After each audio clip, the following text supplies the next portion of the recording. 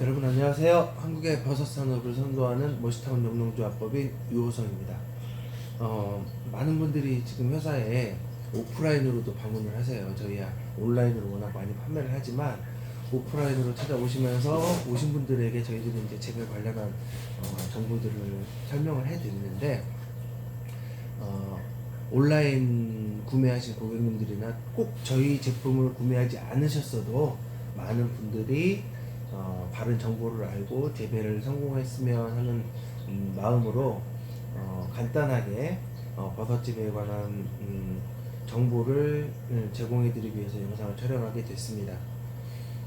오늘은 일단 표고버섯 원목 재배에 대해서 설명을 해 드릴게요. 짧고 간략하게 설명해 드리겠습니다. 표고버섯은요, 일단 재료의 준비는 당연히 참나무가 되겠죠.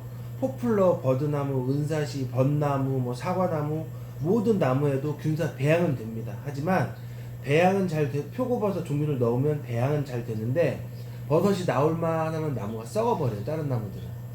그래서 얼마 수확을 못하고 나무가 썩어버리기 때문에 우리가 이제 주로 사용하는 것은 참나무죠. 참나무 중에 굴참나무, 이 숲이 껍질이 두꺼운 굴참나무는 나무의 밀도도 낮고 그래서 가볍습니다. 근데 또 껍질은 두꺼워요.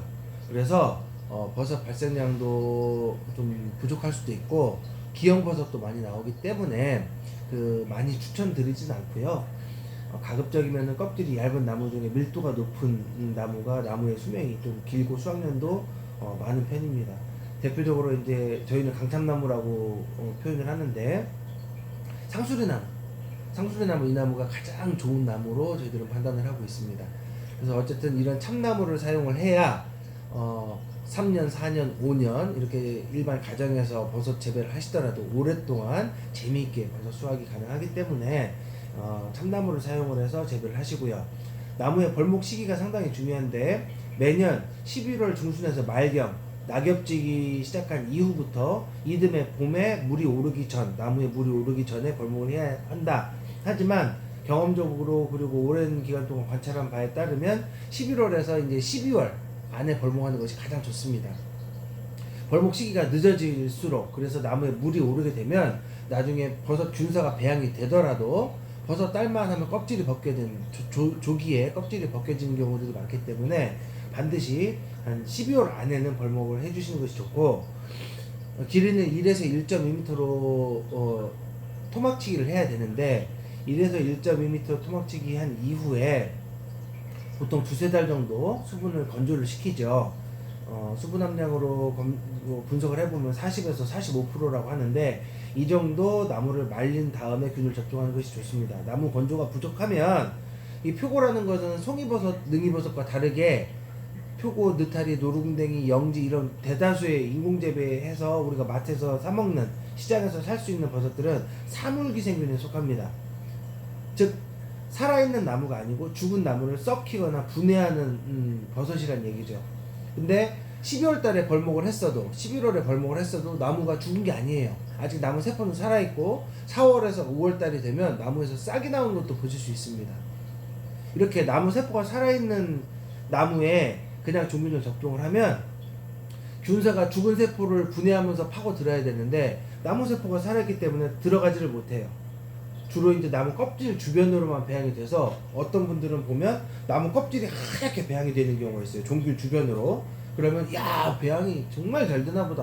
뭐 이렇게 바깥에까지 이렇게 하얗게 되는 거 보면 이렇게 생각하시는 분들도 계시겠지만 사실 이건 속으로 못 들어가고 겉도는 겁니다. 뿌리가 깊게 박히지 못하고 뿌리가 지면에 어떤 나무가 뿌리가 얕게 박힌 것처럼 뻗는 것처럼 마찬가지로 나무의 건조가 부족하면 속으로 파고들지 못하기 때문에 어느 정도 기본적인 필수적인 건조가 필요합니다.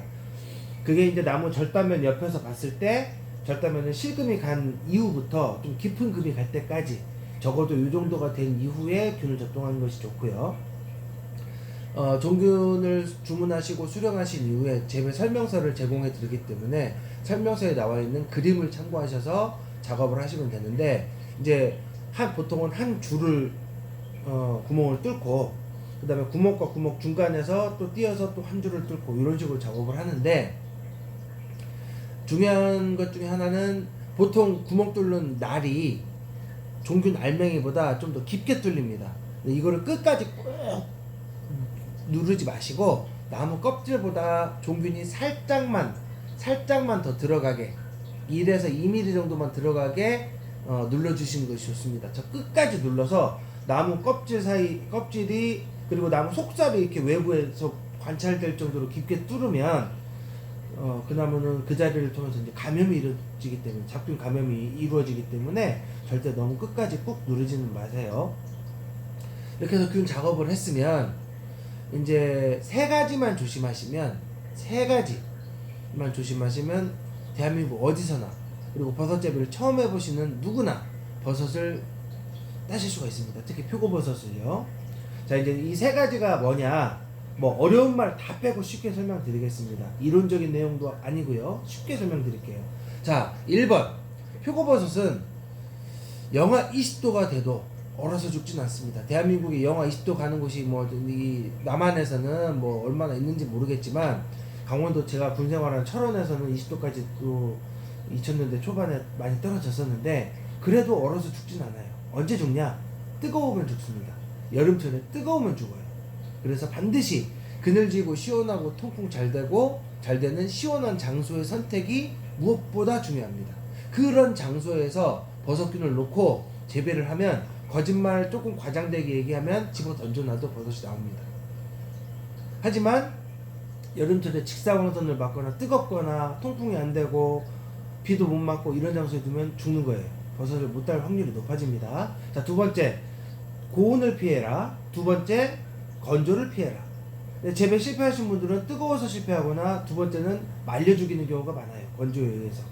그래서 우리가 물을 줄 때는 이제 많은 재배 농가들이나 그 교재든 인터넷 정보들이 다양하지만, 제가 봤을 때는, 제 말이 정답은 아니겠지만, 매주 일주일에 최소 3-4시간 이상은 주는 것이 좋을 것 같습니다. 저는 수요일에 2시간, 토요일 2시간 이런 식으로 주는데, 저희 머시타운 종균을 구매하신 고객께서는 저랑 약속을 하시자고요. 매주 토요일마다 3-4시간씩은 물을 주자.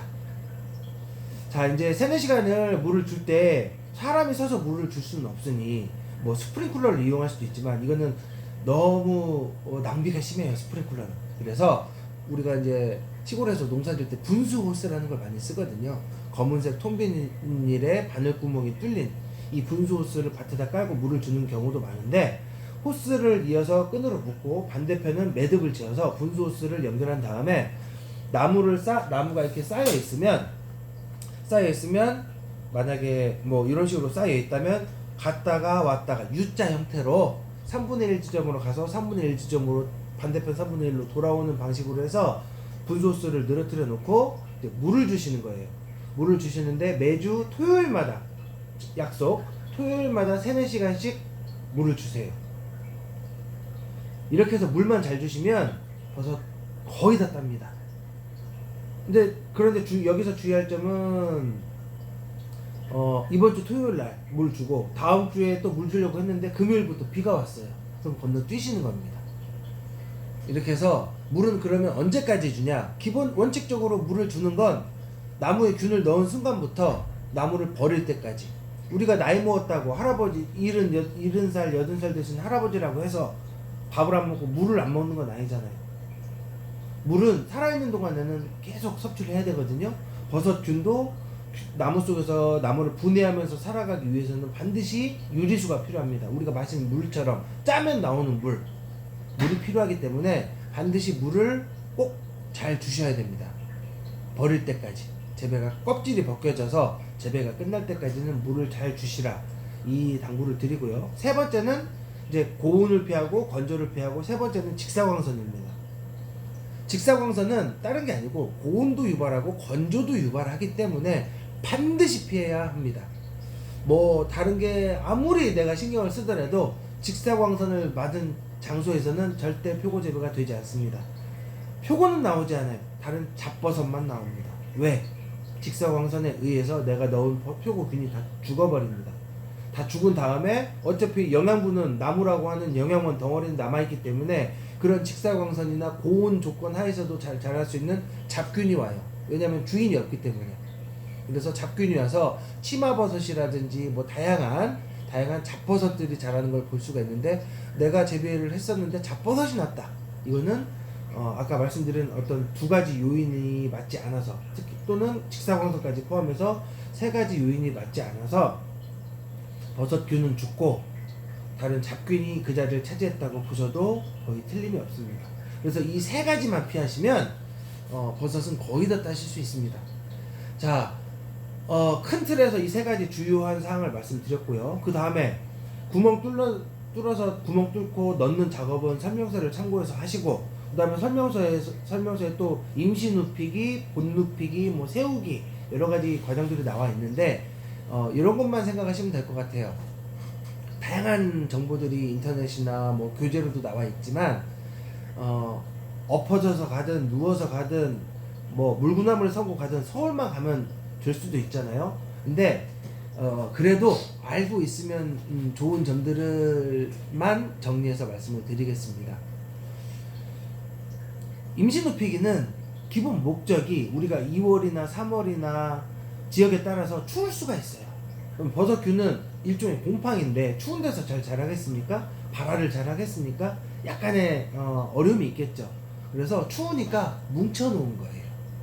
서로 껴안고 좁은 면적에 나무를 계속 그냥 이런 식으로 쌓아서 뭉쳐 놓아서 조금이라도 공간 면적도 줄이고 뭉쳐놔서, 그리고 뭐 피복을 덮더라도 그러면 초기 발화에 약간이라도 도움이 될 수 있기 때문에 임시 누피기라는 걸 하고요.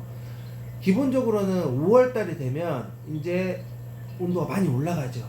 그래서 이렇게 뭉쳐 놓으면 더워졌을 때 좋지 않기 때문에 우물정자로 나무를 쌓을 때도, 우물정으로 쌓을 때도 기본적으로는 반드시 바닥에 파레트 같은 거 하나 놓고 나무와 나무 사이에 주먹 하나 정도는 벌려서 쌓아주시는 것이 좋습니다.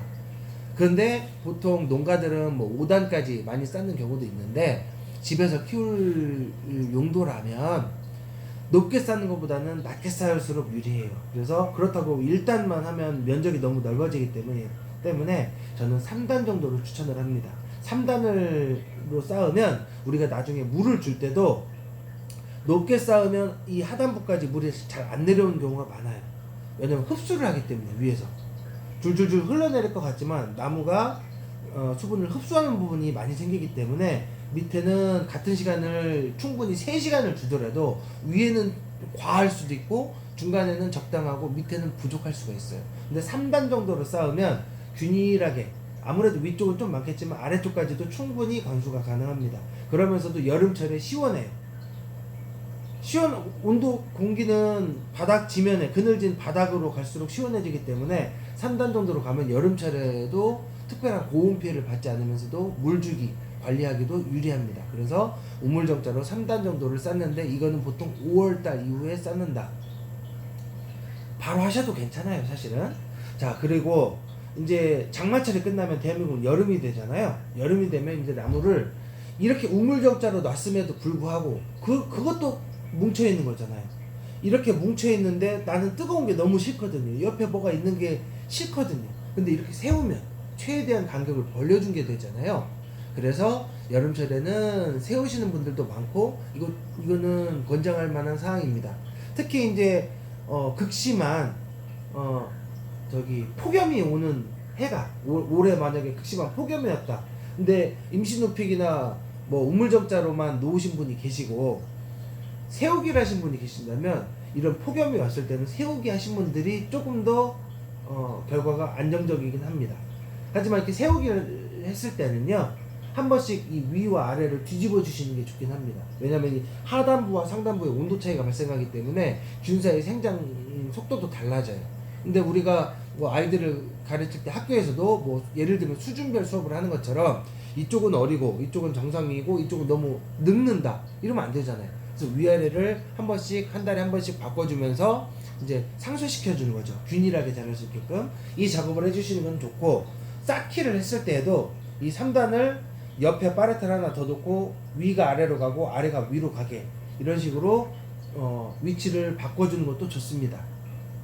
이런 식으로 관리하시다 보면 각 품종별로 어떤 품종은 저희 회사 중원성 품종은 올 가을부터 발생을 하고 10월 초에 또는 중순 또는 말 지역에 따라서 10월 경에 보통 발생을 하기 시작합니다. 또 내륙 산간지방에서는 9월 말부터 발생을 하는 경우도 많습니다. 이렇게 해서 버섯이 나오면 또는 제가 이거는 빼먹었는데 이제 중원성은 그때 나오고 송화는 11월 초중순부터 나오고요. 이제 백화고 품종은 내년 봄에 조금 나오고 내년 가을부터 본격적인 발생을 시작을 합니다. 그런데 이렇게 버섯이 나왔을 때 야 진짜 버섯이 나왔다 좋아만 하지 마시고 이제 발생 작업이란 걸 해주셔야 돼요. 버섯 발생이 되기 위해서는 크게 두 가지 요소가 중요하게 작용을 하는데 첫째는 온도, 두 번째는 수분입니다. 온도는 주야간 일교차가 10도 이상 크게 발생하게 되면 기본적인 발생 전제 조건이 갖춰지는 거예요. 그래서 일교차가 커지면 저절로 버섯이 일부 성장 급한 녀석들이 발생을 합니다. 각 품종별로 적정한 온도에 맞으면. 근데 버섯이 맞아서 온도가 맞아서 드디어 버섯이 나왔다고 해서 좋아할 일이 아니고 우리는 이제 발생 작업으로 우리가 할 수 있는 역할을 해줘야 되는데 비를 내려주는 거예요. 하늘에서 비가 3일 동안 오면 최고고요. 가장 좋고 아무것도 안 해도 버섯이 다량 발생할 수 있습니다. 근데 버섯이 발생한 시기에 건조하고 비가 안 온다 하면 우리가 재배자가 인공적으로 비를 내려줘야 되는데 그거는 지하수가 나온다면 한 사나흘 정도 뿌려주면 좋습니다. 나무가 퉁퉁 부를 정도로 흠뻑 물을 주시면 좋고요. 만약에 지하수라면 그렇게 주시고 그 다음에 수돗물은 좀 방법이 다르긴 한데 어찌됐든 지하수든 수돗물이든 이렇게 하세요. 지하수가 있다고 하더라도 나흘 동안 계속 물을 틀어주는 건 지하수 고갈을 촉진하고 지하수 낭비가 되잖아요.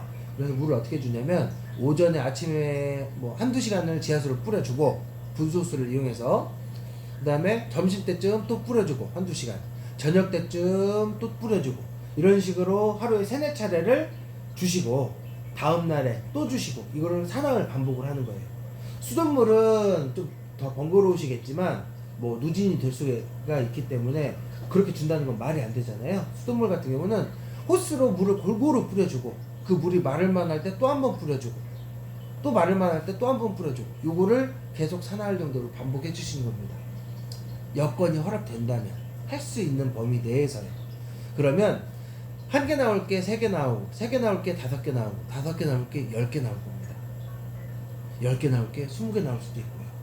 뭐 지나치게 많이 나오는 거는 이제 권장할 만한 건 아니지만 굳이 시장에 출하를 해서 상품용으로 출하를 해서 돈을 벌 게 아니라면 많이 나오는 건 저는 괜찮다고 생각을 합니다. 왜냐하면 버섯은 다 버섯도 재배에도 때가 있습니다. 제가 이제 이런 비유를 들면 적절할지 모르겠지만 태어나서 남자 손을 한 번도 잡아보지 않은 비구니 스님이나 수녀님이 있어요. 근데 나이가 50이 넘었습니다. 환갑에 가까워요. 남자 손 한 번 안 잡은 처녀라고 해서 그 나이에 아이를 막 낳을 순 없잖아요. 뭐든지 때가 있는 거거든요. 버섯도 나무를 벌목하는 순간부터 나무는 썩어가기 시작합니다. 버섯을 따든 안 따든.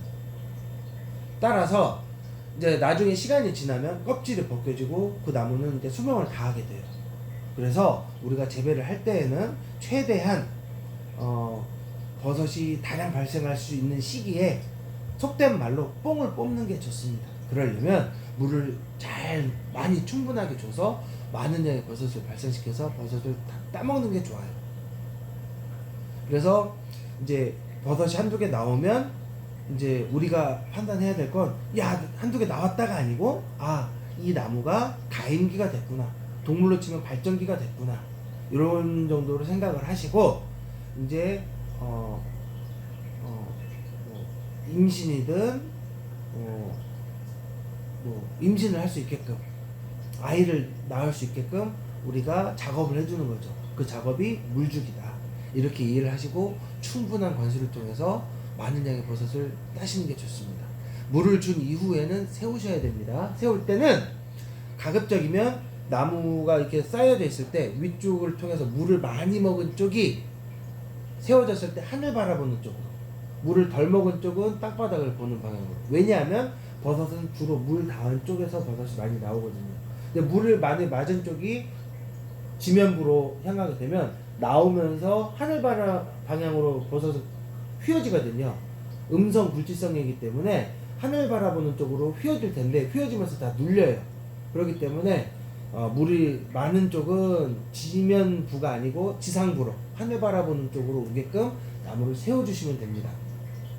이렇게 해서 버섯을 쫙 발생이 되면 그것을 저희는 우리가 일주기라고 부르고 다 따고 나면 나중에 일정의 휴지기를 거치고 다시 버섯이 쭉 발생을 합니다. 이걸 2주기, 3주기 이런 식으로 말을 하는데 1주기 수확하고 다 수확을 한 이후에는 나무를 그냥 세워놓는 것보다는 나무를 다시 땅바닥에다 눕혀주는 게 좋아요. 땅바닥에 눕혀줄 때는 뭐 몽둥이로 뭐 타목 작업이라는 걸 해주시는 분도 계시지만 굳이 그러실 것도 없이 그냥 흙바닥에 나무끼리 퉁퉁 때리진 않게 흙바닥에 탕탕탕 눕혀주는 겁니다. 일정한 방향으로. 우리 기찻길에 침목이 놓이듯이 세워져 있는 걸 그대로 눕히는 겁니다. 그대로 쿵이요. 그 다음에 아까 처음에 물 줬었던 분소수를 이용해서 다시 또 물을 주는 거예요. 약 한 일주일에서 보름 후에, 열흘 후에 줘도 좋고요. 그거는 품종에 따라서 이제 지역에 따른 환경에 따라서 약간씩 차이가 나는데, 임신을 하고 출산을 했잖아요, 버섯도. 그러면 엄청나게 에너지 소모가 많고 이제 힘이 듭니다, 나무도. 그래서 충분히 어느 정도 쉴 수 있는 시간이 필요해요. 그래서 바로 물을 주는 것이 아니고 일주일, 열흘, 보름 정도 쉬는 시간을 준 다음에 다시 물을 줘서 발생을 시키는 겁니다. 물을 준 다음에 다시 이제 세우면 되겠죠. 세울 때 두 번째부터는 위쪽은 물을 직접적으로 받았기 때문에 이쪽이 위로 가도 된다고 생각하실 수도 있지만 흙바닥에 있는 쪽은 아예 토양이 젖으면서 이 하단부도 물을 많이 머금고 있거든요. 이럴 때는 옆으로 세워주시는 것도 좋은 방법입니다. 지상부와 지면부가 있을 때 이것이 양옆으로 가게요. 90도 꺾어서.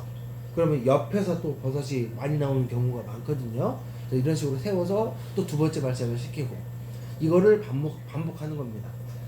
이렇게 해서 가을 품종에 따라서 어떤 가을에 버섯을 많이 땄다 그러면 품종에 따라서 차이는 있지만 어쨌든 영상 8도에서 5도 이하가 되면 버섯이 잘 자라지 않습니다. 특히 영하로 떨어지면 이제 다 얼어버리겠죠.